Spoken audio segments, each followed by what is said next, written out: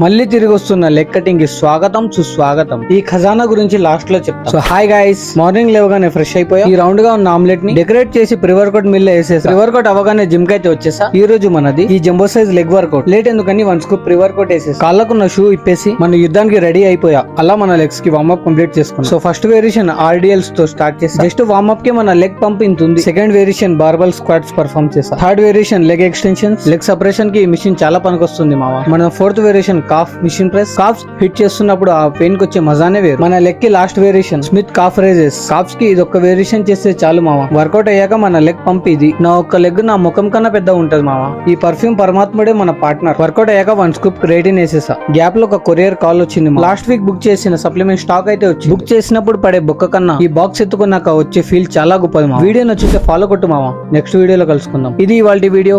Love you all. Bye guys.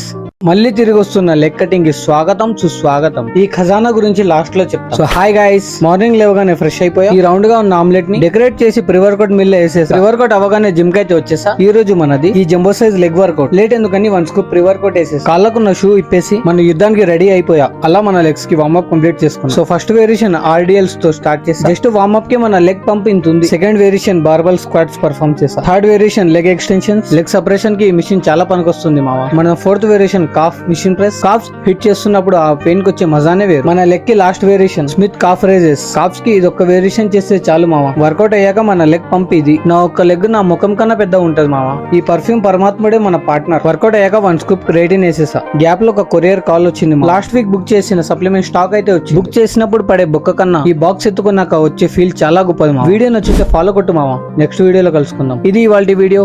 Love you all. Bye guys.